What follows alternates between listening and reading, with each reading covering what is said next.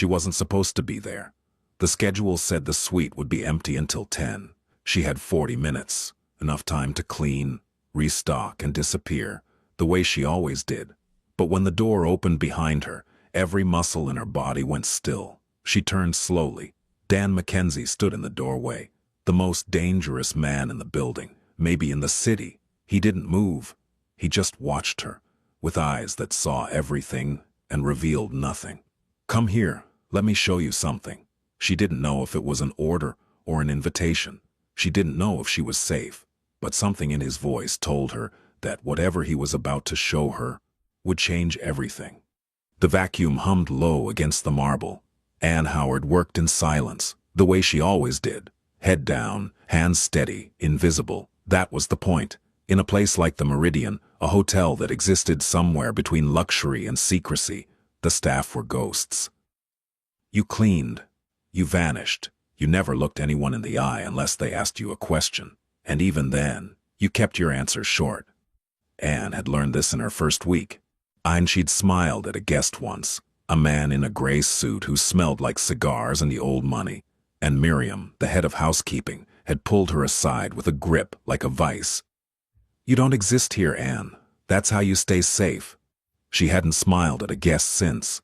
Now it was 9:30 on a Tuesday night, and she was inside Suite 1, the penthouse floor, the room no one talked about, the room that belonged to him, Dan Mackenzie, owner of the Meridian, owner of Vake.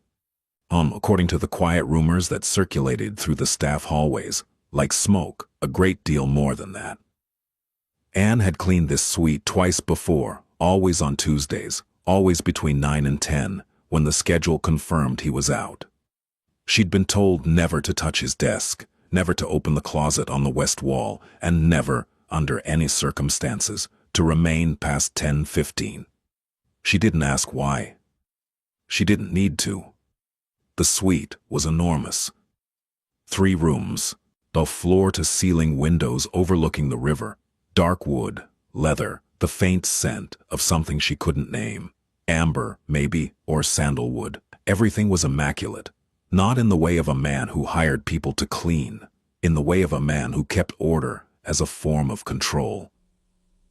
She was finishing the bathroom, wiping the mirror in long, practiced strokes, when she heard the door. Not the soft click of the service entrance she'd come through. The front door. The heavy one, and the one that required a key card only 3 people in the building possessed. Ann's hand stopped mid-stroke. She set the cloth down slowly, as if any sudden movement might change the nature of what was about to happen. Her pulse ticked upward. She stepped out of the bathroom and into the main room. Dan Mackenzie stood in the doorway. He was taller than she remembered from the one time she'd seen him cross the lobby, 6'2", maybe more, though with the kind of frame that looked like it had been built for something harder than wearing tailored suits. Dark hair, cut close, a jaw that could have been carved from the same stone as the hotel's facade. His eyes were gray, not the soft, uncertain gray of clouds. The gray of gunmetal, of winter rivers. He was looking at her. Not through her, not past her, at her. The silence stretched.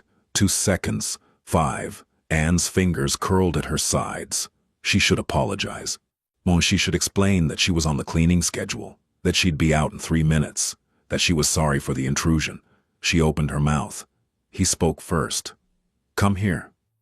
His voice was low, not loud, not threatening exactly, but it carried the weight of a man who was never refused. Ann didn't move. He tilted his head just slightly. Then he stepped to the side and gestured toward the hallway behind him, toward something she couldn't see. Let me show you something." Every instinct told her to leave, to mutter an excuse and walk past him and clock out and never clean this suite again. But something in his expression held her, a flicker behind the gunmetal, not cruelty, not desire, something closer to urgency. She set down the cloth. She walked toward him. He led her into the hallway outside the suite, to a door she'd always assumed was a utility closet. And he pressed his thumb to a small panel on the wall, biometric, and the door clicked open. Inside was a room she had never seen on any floor plan. Small, windowless, lit by a single desk lamp. A wall of monitors displayed camera feeds from every floor of the hotel. On the desk sat a phone, a glass of water, and a manila folder. Dan picked up the folder. He held it out to her. "This man," he said. "Do you know him?" Anne took the folder. Inside was a photograph, grainy, pulled from a security camera, of a man in a dark coat standing in the hotel lobby. Her stomach dropped. She knew him. Victor Salcedo. The man who had loaned her $4,000 6 months ago, when her brother Eli's medical bills had swallowed everything she had. The man who had promised flexible repayment terms and then, 2 months later, had started calling at midnight, showing up outside her apartment building, leaving notes under her door with numbers that grew larger every week. And the man who, last Thursday, had grabbed her wrist outside the subway and whispered that there were other ways to repay a debt. Anne stared at the photograph. Her hands were trembling. She hated that, the trembling. It betrayed everything she worked so hard to hide. "He came into my hotel," Dan said. His voice hadn't changed in volume or pitch, but something in it had hardened. "Twice this week. Asked about you at the front desk, described you, your name, your shift." Anne looked up.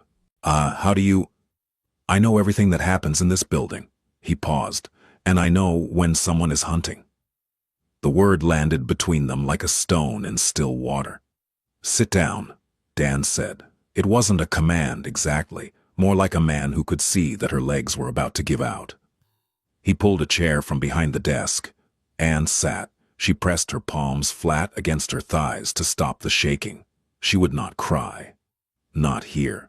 Not in front of this man she did not know and did not trust and had no reason to believe would help her. "Tell me everything," Dan said. "Start from the beginning," she told him, not because she wanted to, not because she trusted him, but because she was so tired of carrying it alone that when someone finally asked, really asked, with eyes that didn't flinch, the words came out like water through a crack in a dam. She told him about Eli, 8 years old. Her half-brother, technically, same mother, different father, both long gone. He'd been diagnosed with a congenital heart condition at age 5. The first surgery had been covered barely by a patchwork of charity care and a fundraiser organized by their neighbor, Mrs. Okafor. But the second surgery, the one the doctors said he needed before he turned 9, cost more than Anne would make in 3 years. She told him about the loan, how she'd found Salcedo through a friend of a friend, how the terms had seemed almost reasonable at first, how the interest had ballooned, how the calls had started. She told him about the apartment on Delancey Street, the one with the radiator that only worked half the time and the window that didn't lock, about the after-school program that watched Eli while she worked her double shifts, about Mrs. Okafor, who checked on him in the evenings, about the way Eli asked every single night when Anne would be home, and how most nights the answer was late, "Buddy, but I'll be there when you wake up." She told him about the bruise on her wrist, the one she'd covered with a long-sleeved shirt even though it was June. Through all of it, Dan Mackenzie sat motionless. He didn't interrupt. He didn't offer comfort or reassurance or any of the things people said when they wanted you to stop talking about your problems. He just listened, with those gray eyes fixed on her, absorbing every word like a man cataloging facts. When she finished, the room was very quiet. "How much do you owe him?" Dan asked. $7,000. He says 12 now, with interest." "He's lying. The interest is fabricated. His entire operation is unlicensed." Dan's jaw tightened. "He preys on people who can't afford lawyers." Anne looked at him. "And what do you do?" It was a reckless question. She knew what the rumors said. She knew the kind of men who owned hotels like this, who had biometric locks on hidden rooms and walls of surveillance monitors. She asked anyway. Dan held her gaze. "I do a great many things that most people would rather not know about." A beat. But I don't hurt people who don't deserve it. That's what they all say. Something shifted in his expression, not anger, almost respect, like he was recalibrating something in his assessment of her. He'd expected her to be afraid. She was. But she was also the kind of afraid that turned sharp instead of soft. You're right to be skeptical, he said. But here's what I can tell you. Victor Salcedo operates out of a storefront on 138th Street. He has 11 active loans right now, all to people in situations like yours. He's connected to a man named Jorge Pena, who runs the collections side, and Pena is not the kind of man who sends letters. Anne's blood went cold. Salcedo came to my hotel, Dan continued, even which means he either doesn't know whose building this is or he doesn't care. Either way, he's made a mistake. Why do you care? The question hung in the air. Dan stood. He walked to the monitors, his back to her. On one of the screens, she could see the lobby, bright, polished, a bellhop pushing a luggage cart. My mother cleaned rooms, he said without turning around. In a hotel a lot worse than this one. She worked 16-hour days. She never complained. When I was 10. And the manager decided she owed him a different kind of labor. His voice was perfectly even, as if he were reading from a transcript. She couldn't fight back because she needed the job. She needed the job because of me. He turned. No one helped her. I was a child. I couldn't do anything. His eyes found Anne's. I'm not a child anymore. Anne understood then, not fully. There were layers to this man. She would need months, maybe years to understand. But she understood the engine that drove him. It wasn't kindness. It wasn't charity. It was something older and more dangerous. It was a debt that could never be repaid, owed to a woman who could no longer collect. What are you going to do? She asked. I'm going to make Victor Salcedo forget your name, Dan said. And I'm going to make sure he never remembers it again. Over the following week, something changed in the architecture of Anne's days. She still arrived at 6 a.m., and she still cleaned rooms. She still changed linens and scrubbed bathroom tiles and emptied waste baskets while her knees ached and her back screamed. But now she was aware, in a way she hadn't been before, of being seen. Not by the guests, by the building itself. The first morning after their conversation, she found a new pair of work shoes in her locker. Her size. The kind with reinforced soles that cost $80. She'd looked at them once in a store window and then kept walking. There was no note. 2 days later, Miriam told her she'd been reassigned from the overnight shift to the day shift. Management decision, Miriam said, with an expression that made it clear she'd been told not to elaborate. Anne noticed other things. The security guard near the staff entrance, a man named Rowan, with thick arms and a permanently neutral expression, had started walking her to the subway each night. He didn't say much, just fell into step beside her, hands in his pockets, and didn't leave until she'd gone through the turnstile. When she asked him why, he shrugged. Boss's orders. And Dan himself. She didn't see him often. He moved through the hotel like weather, present everywhere but visible only when he chose to be. But sometimes when she was restocking a supply closet or passing through a corridor, she'd feel a shift in the air, and she'd look up and he'd be there, at the end of a hallway, in a doorway, or never approaching, just present. And his eyes would meet hers for a fraction of a second, not predatory, not possessive, but with an attention so focused it was almost physical. And then he'd be gone. It unnerved her. It also, in a way, she refused to examine too closely, made her feel safer than she had in months. On the 5th day, Anne was arranging flowers in the lobby, a task she'd volunteered for because she liked working with her hands and the lobby was warm. When a man sat down in one of the armchairs near the window, she didn't look up at first. Then she heard him clear his throat. "Excuse me, miss?" She turned. The man was mid-40s, thick-necked, wearing a suit that was expensive but poorly fitted. He smiled at her. The smile didn't reach his eyes.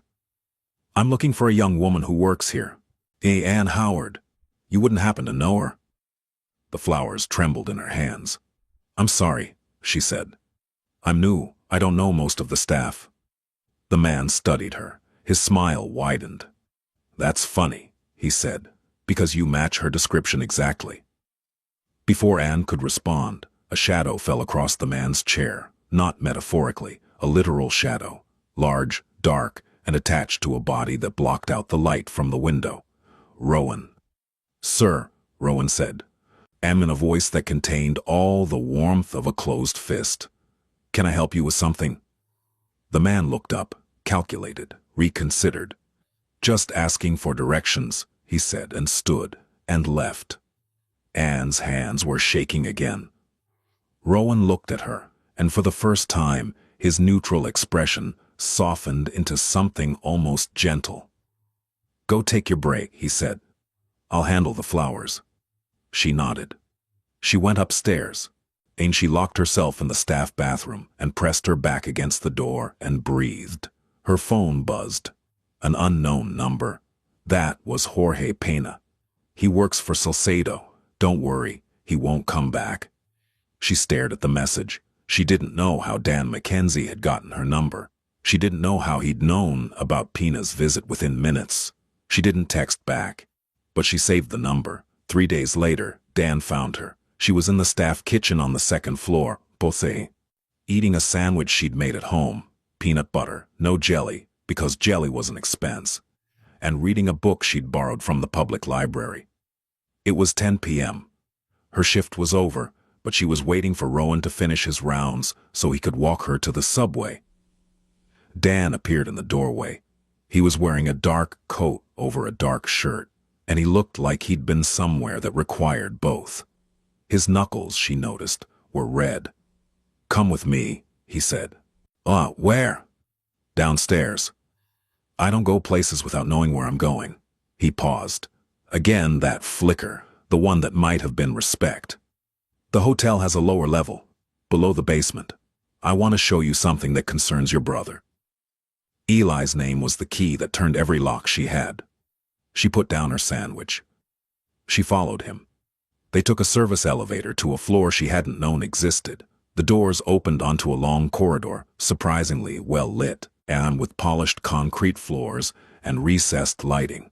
It didn't feel like a basement. It felt like a place someone had deliberately hidden behind the face of the building. Dan walked ahead, and she followed, past a series of closed doors, until they reached one at the end of the hallway. He opened it. Inside was an office. Not like the surveillance room. This was warmer, more human. A wooden desk, bookshelves lined with actual books. History, philosophy, poetry, and their spines cracked from reading. A record player in the corner. On the wall, a single framed photograph of a woman with dark hair and tired eyes who looked like she'd once been beautiful and was now simply enduring. His mother. Anne knew it without asking. "Sit," Dan said, and this time the word was softer. He sat behind the desk and placed a folder in front of her. She opened it. Inside were medical documents, her brother's medical documents, his diagnosis, his treatment history, in his surgical projections. And beneath them, a letter from Dr. Miriam Torres at Columbia Presbyterian, one of the best pediatric cardiac surgeons in the country. The letter confirmed an appointment for Eli Howard in 2 weeks. Anne read it twice, 3 times. The numbers at the bottom, the ones that detailed the cost of the procedure, had a line drawn through them. Beside the line in handwriting she didn't recognize were 3 words: "Taken care of." She looked up, her vision blurred. How did you... I have resources.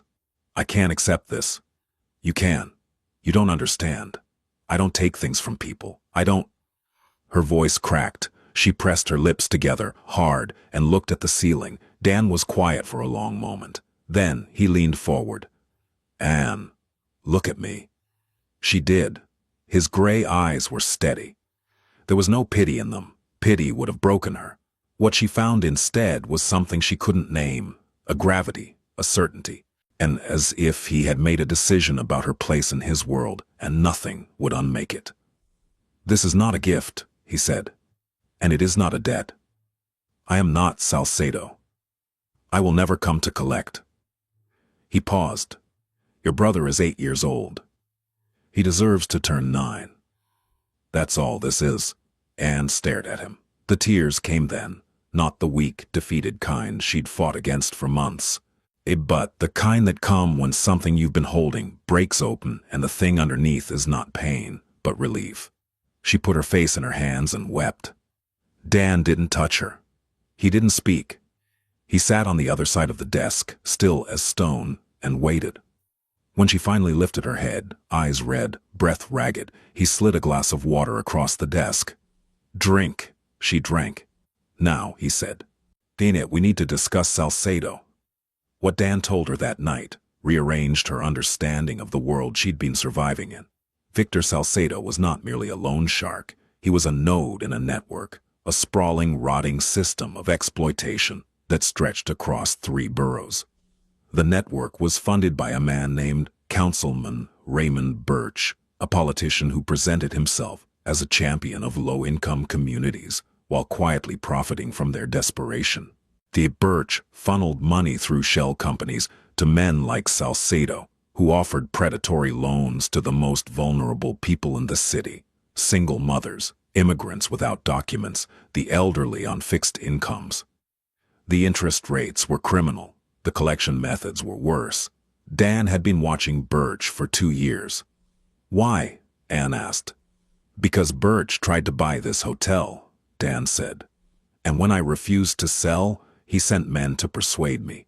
One of them put a colleague of mine in the hospital." His voice was flat, controlled. "I don't forget things like that." "So this is revenge?" "Partly." He met her eyes. "Partly it's the fact that Birch destroys people like you for profit, and I find that unacceptable." Anne turned this over in her mind. She was sitting in the hidden office of a man the world called a criminal, being told that another criminal, one who wore a suit and sat on a city council, was the real monster. It should have felt absurd. Instead, it felt like the truest thing anyone had told her in years. "What do you need from me?" she asked. Dan's eyebrows rose. "I didn't ask for anything. You showed me the file. You told me about Birch. You didn't do that just to inform me." She leaned forward. "What do you need?" For the first time since she'd known him, Dan Mackenzie almost smiled. It didn't quite reach his mouth. But it was there in his eyes, a warmth that cracked through the permafrost like the first day of spring. "You're right," he said. "I need a witness, someone who can testify to Salcedo's practices. The threats, the fabricated interest, the intimidation. I have records, but records don't have faces. Juries believe faces. You're building a case. I'm building a bomb. Birch's entire funding structure runs through Salcedo's operation. If Salcedo falls, the money trail leads straight to Birch. And I have a contact in the district attorney's office who has been waiting for exactly this kind of evidence." Anne sat with this. The room was very quiet. She could hear the faint hum of the building above them, the hotel going about its business, guests sleeping in expensive beds, none of them knowing what was happening beneath their feet. "If I testify," she said, "Salcedo will come after me. He will try." And Dan's expression settled into something she recognized, and the look of a man who had been underestimated his entire life and had made that underestimation into a weapon. "He will fail," Dan said. The days that followed were a strange kind of suspended animation, ordinary on the surface, charged beneath. Anne continued to work her shifts. She cleaned rooms, she folded towels. She smiled at Miriam and ate her peanut butter sandwiches and called Eli every night at 8, the way she always did. On the phone, Eli told her about a book he was reading about dinosaurs, and she listened and laughed and didn't tell him that in 2 weeks, a surgeon was going to repair his heart. She didn't tell him about Dan either. But Dan was there, always there, in the periphery. She'd catch glimpses, his reflection in a polished surface, his voice low in a hallway, the scent of amber in a room he'd recently left. And twice more, he came to find her. The first time, He brought her to the hidden office, and they went over her statement together. He was meticulous, patient, asking her to describe each interaction with Salcedo in precise detail. He never rushed her. When she stumbled, when the memory of Salcedo's hand on her wrist made her voice go thin and breakable, Dan would stop. "Take your time," he'd say, nothing more. The second time, he didn't bring her to the office. He brought her to the roof. It was midnight. The city stretched below them like a circuit board, all light and movement, indifferent and beautiful. The wind was warm. Anne stood at the railing and felt, for a moment, like she was above everything that had ever weighed her down. Dan stood beside her, a careful distance away, close enough to speak quietly, far enough to let her breathe. "Do you come up here often?" she asked. "When I need to remember that the world is larger than the things I'm involved in." She glanced at him. His profile was sharp against the skyline, all angles and control, but his hands resting on the railing were loose, unguarded. "Can I ask you something personal?" she said. "You can ask. The photograph in your office, your mother, is she?" "She died when I was 17. He said it the way he said most things, like a fact, stripped of ornamentation. "Stroke. She was 41. I'm sorry. She worked herself to death." He paused. I've spent every year since trying to build a world where that doesn't have to happen to anyone else. I've done it badly, most of the time, with methods that she wouldn't have approved of. But the intention is hers." Anne studied him in the amber glow of the city lights. He was not, she realized, what she had expected when she had first heard his name whispered in the staff hallways. He was not simple. He was not safe, but he was not what they said he was either. And he was something more complicated. A man who had turned his grief into a structure and lived inside it, protecting the people he could reach, punishing the people who took advantage of the powerless. She would be proud of the intention, Anne said. I think she'd understand the methods. He looked at her, really looked at her, the way he had that first night in the suite. Not through her, not past her, but into her, as if she were a language he was still learning to read. 18, you're the first person who's ever said that to me, he said. Then you've been talking to the wrong people. The silence that followed was not empty. It was full of everything they hadn't said, and might not say for a long time. The wind moved between them. The city hummed. Anne felt something shift inside her chest, like a door opening onto a room she hadn't known was there. She didn't name it, not yet, but she knew it was there. Eli's surgery was scheduled for a Thursday. Anne took the day off, the first day she'd taken off in over a year.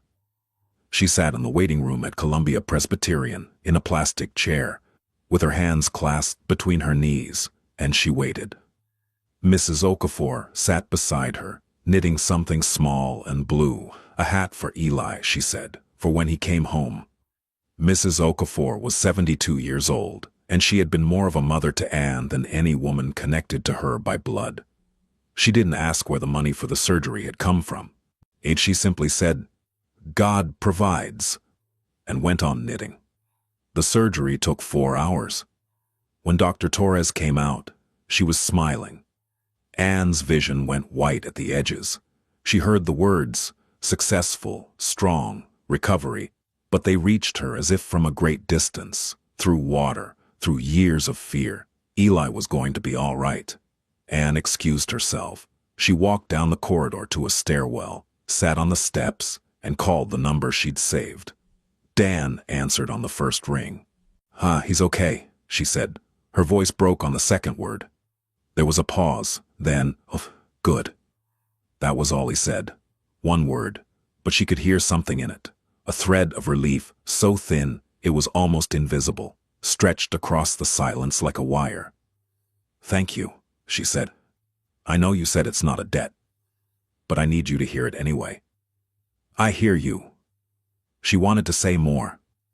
She wanted to say that he had changed the shape of her world, that he had taken a situation she'd been drowning in and pulled her to the surface with hands that were strong enough to crush, but had chosen instead to lift.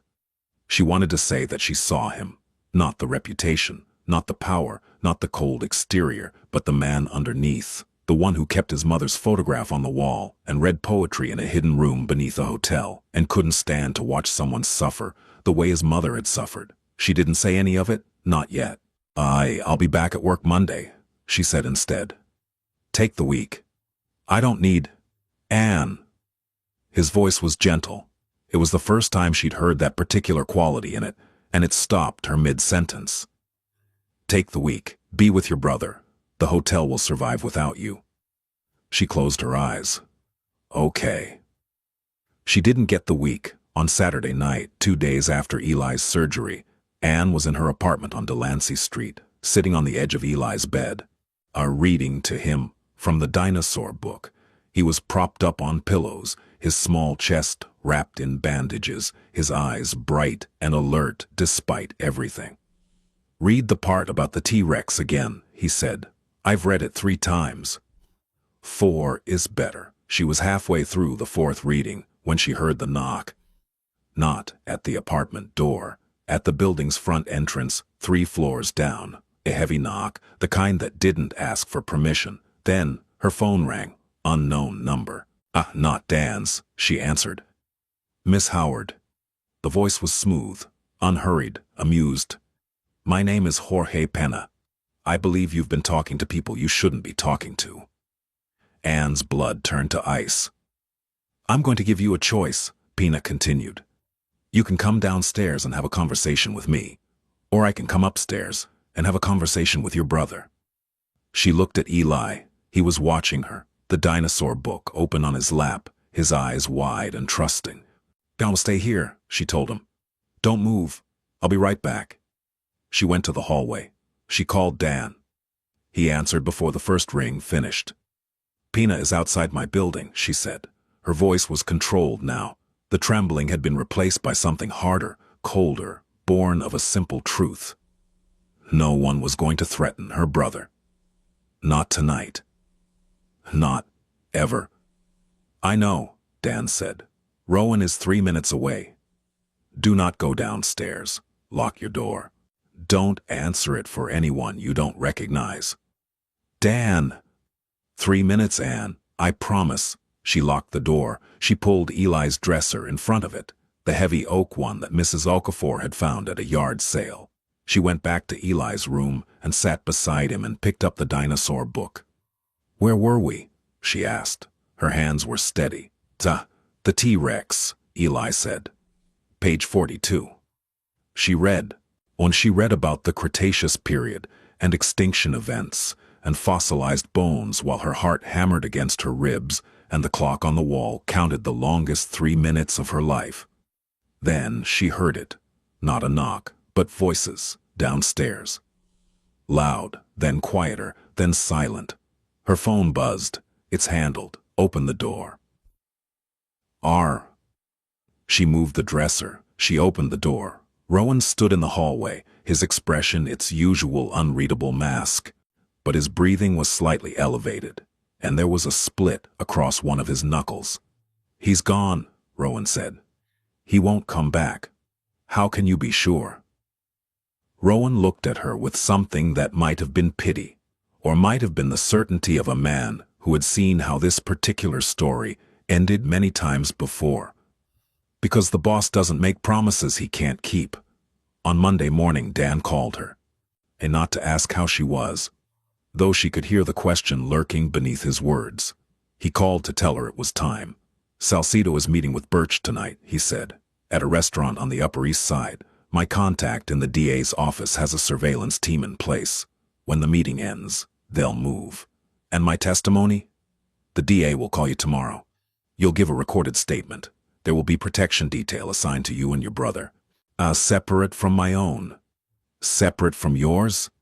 This has to be clean, Anne. If my name is anywhere near this, Birch's lawyers will use it to poison the case. The evidence has to come through official channels. My involvement ends here. Something in his voice made her chest tighten. She gripped the phone harder. What do you mean, ends here? I mean, I've given the DA everything I have. The financial records, the communication transcripts, the connection between Salcedo and Birch. Once it's in their hands, it's no longer mine. But what about... She stopped. She wasn't sure what she was asking. What about the roof? What about the hidden office? What about the man who kept his mother's photograph on the wall? You'll be safe, Dan said. That's what matters. That's not all that matters, Anne said. Silence. She could hear him breathing, slow, controlled, the breath of a man who regulated every aspect of himself, because letting go, even for a moment, it felt like falling. We can talk about that later, he said finally. After this is over. The arrest made the 11 o'clock news. Anne watched it on the small television in her apartment. Eli asleep in the next room, Mrs. Okafor dozing in the armchair. She watched as Victor Salcedo was led out of a restaurant in handcuffs, his face contorted with fury. She watched as Councilman Raymond Birch was escorted from his brownstone by federal agents, his expression carefully blank. Edie, his lawyer, already at his side. She watched and felt something she hadn't felt in so long she'd almost forgotten the shape of it. Safe. The next morning she gave her statement. A woman from the DA's office, calm, professional, with kind eyes, recorded everything. The midnight calls, the fabricated interest, the bruise on her wrist. Jorge Pena outside her building, all of it. When it was over, the woman closed her notebook and said, "You're very brave, Ms. Howard." Anne almost laughed. Brave. She'd been terrified every single day for 6 months. She hadn't been brave. She'd simply had no other option. 2 weeks passed. Salcedo was denied bail. Birch was suspended from the city council pending investigation. Pena, it turned out, had been picked up at a bus station in New Jersey, trying to flee. The network was unraveling, strand by strand, and with every strand, Anne breathed a little easier. Eli was recovering beautifully. He was back in school, in with restrictions. No running, no climbing, checkups every 2 weeks. But his color was good, and his energy was returning. He'd started drawing pictures of dinosaurs and taping them to the refrigerator, and every time Anne looked at them, she felt something luminous and fragile expanding in her chest. She went back to work at the Meridian. But the hotel felt different now. Or maybe she did. She moved through the halls with her shoulders back, her hands steady. She still cleaned rooms, and she still changed linens. But she no longer felt invisible. She didn't see Dan. Not for days. Not for a week. She looked for him, in hallways and doorways, in the spaces where he used to appear and disappear, like a change in atmospheric pressure. He wasn't there. She asked Rowan. "He's handling something," Rowan said, which told her nothing. On a Tuesday night, exactly 1 month, after the first time she'd heard those words in Suite 1, Anne was leaving the hotel. She stepped out of the staff entrance and into the warm evening air, and he was there. Standing on the sidewalk, hands in the pockets of his dark coat, looking at her the way he always looked at her, as if she were the only thing in the frame, and everything else was background noise. "Walk with me," he said. They walked, through streets that were cooling in the dusk, past bodegas and brownstones, and trees heavy with summer leaves. They didn't speak for 3 blocks, and the silence between them had changed. It was no longer the silence of strangers assessing each other. It was the silence of 2 people who had been through something together and were still learning the language of what came after. Dan stopped outside a building on a quiet side street. It was a brownstone, modest, well-maintained, with a green door and a small garden in front. "What is this?" Anne asked. "It belongs to a friend of mine. She rents apartments. 2-bedroom, 2nd floor. Oh, good light. Radiator that works. Window that locks." He paused. "The rent is reasonable. The neighborhood is safe. There's a school 3 blocks east that has a program for children with medical needs." Anne stared at him. "Dan, it's not charity," he said. "The rent is market rate for the unit. You can afford it on your salary, especially with the raise that Miriam is processing." "What raise?" "The one that reflects what you're actually worth." She looked at the building. Green door. Garden. A window on the second floor where the light was on, warm and amber, like a promise. "Why are you doing this?" she asked. Not with suspicion. Not anymore. With the genuine, bewildered gratitude of a woman who had spent so long bracing for the worst that the presence of something good felt almost disorienting. Dan turned to her. In the fading light, his face was softer than she'd ever seen it. The angles were still there. The jaw, the sharp planes of his cheekbones, in the controlled set of his mouth. But his eyes had changed. The gunmetal had warmed. There was something behind it that she'd only seen in flashes before, on the rooftop, in the office, in the moments when his guard dropped just enough to let her glimpse what was beneath. "Come here," he said. She stepped toward him. "Let me show you something." He reached into his coat and took out a small, worn book.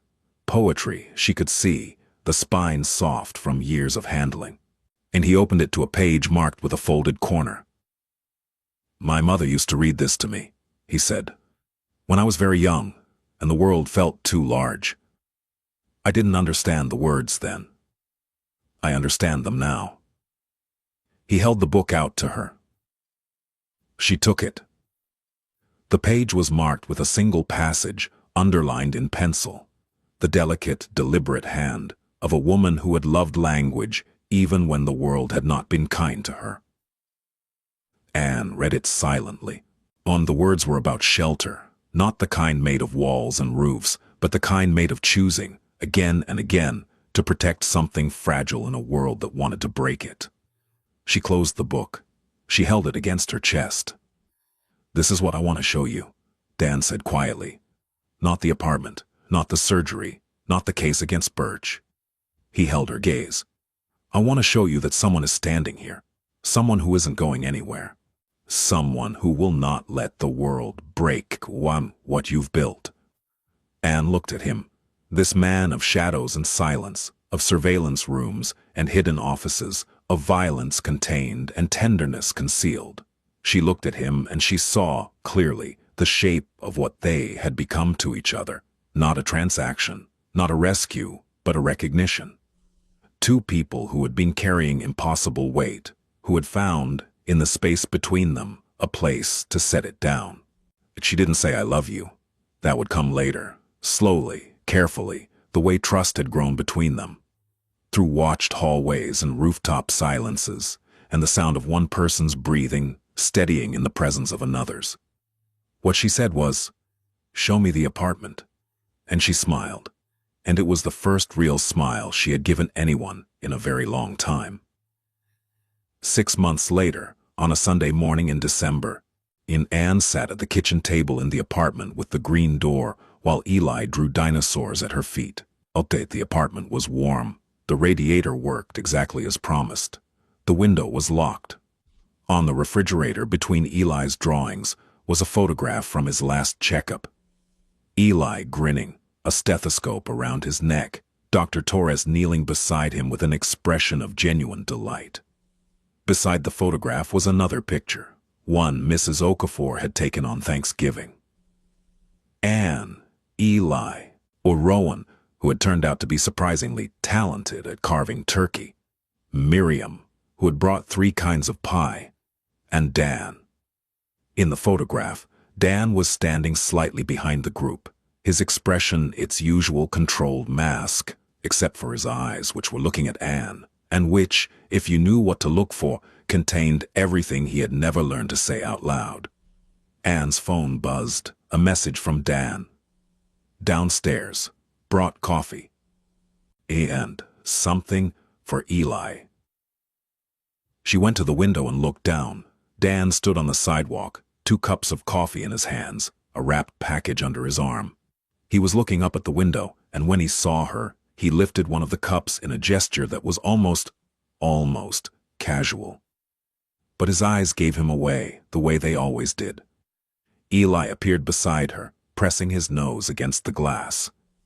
"Is that Mr. Dan?" "That's Mr. Dan." "Can he come up?" "He's already coming up." "Does he have a present?"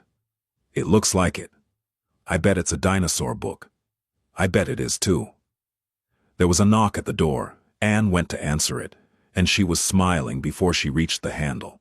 Smiling because the apartment was warm, and her brother was healthy, and the man at the door carried coffee and children's books, and a kind of devotion that he expressed not through words but through acts, through presence. Through the daily, ordinary decision to be there. She opened the door. "Come in," she said. And Dan Mackenzie, the man they called a monster, the man who kept his mother's poetry in his coat pocket and surveilled loan sharks and funded surgeries for children he'd never met, stepped inside and set down the coffee and handed Eli the package and stood in the middle of Ann Howard's kitchen as if it were the only room in the world he had ever wanted to occupy. And for the first time in a very long time, the door closed not to keep something out, but to hold something in. Something whole, something warm, something found.